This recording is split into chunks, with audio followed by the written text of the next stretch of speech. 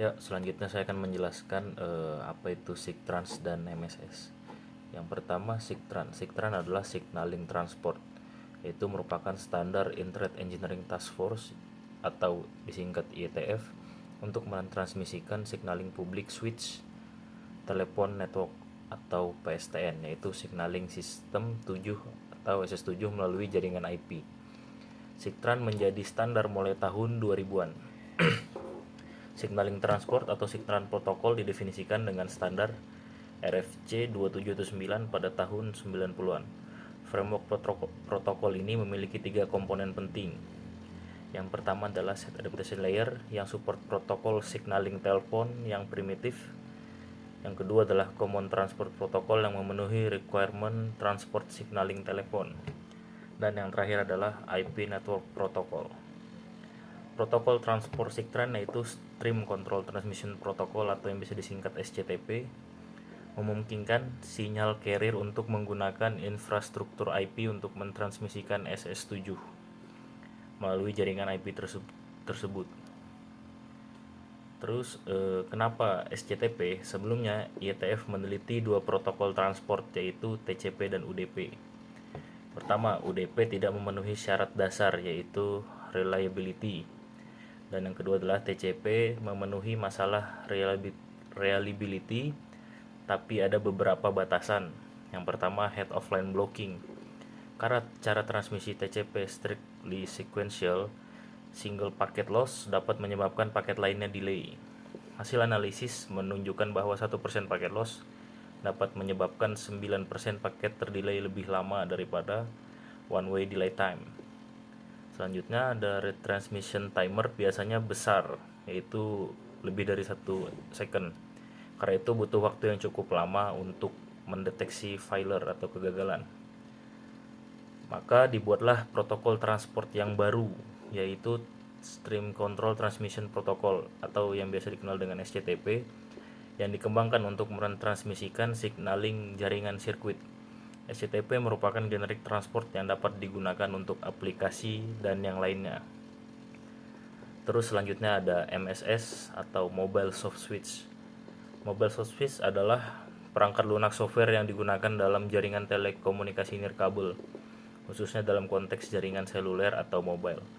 Mobile Soft Switch berperan penting dalam mengelola panggilan suara dan data di dalam jaringan seluler.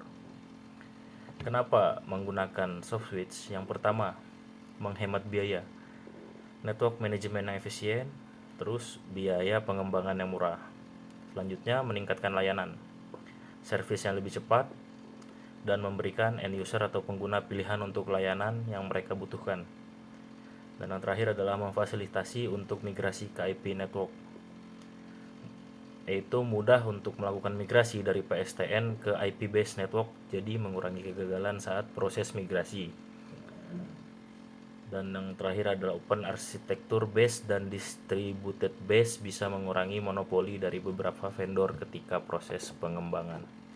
Ya, sekian dari kelompok kami. Wassalamualaikum warahmatullahi wabarakatuh. Dalam konteks jaringan telekomunikasi, jumper mengacu pada kabel pendek atau konektor yang digunakan untuk menghubungkan dua titik atau komponen dalam sistem. Beberapa mekanisme jumper dalam jaringan telekomunikasi. Yang pertama adalah koneksi antena. Dalam jaringan seluler atau sistem komunikasi nirkabel, jumper dapat digunakan untuk menghubungkan antena dengan peralatan pemancar atau penerima. Ini memastikan transmisi dan penerima sinyal yang efisien.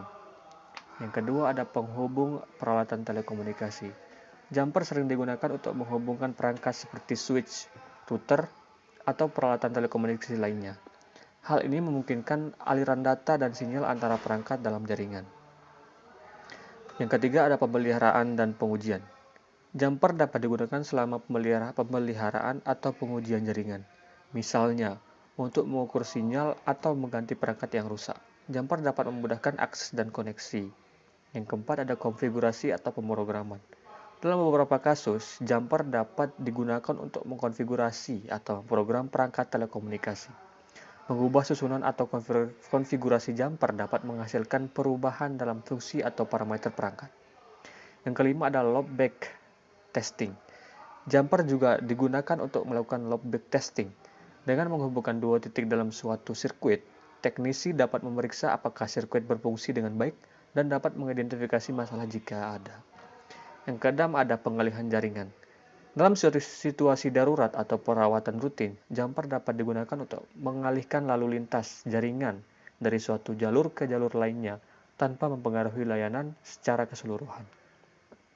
Penting untuk mencatat bahwa penggunaan jumper harus dilakukan dengan hati-hati dan sesuai dengan pedoman teknis yang berlaku tentunya.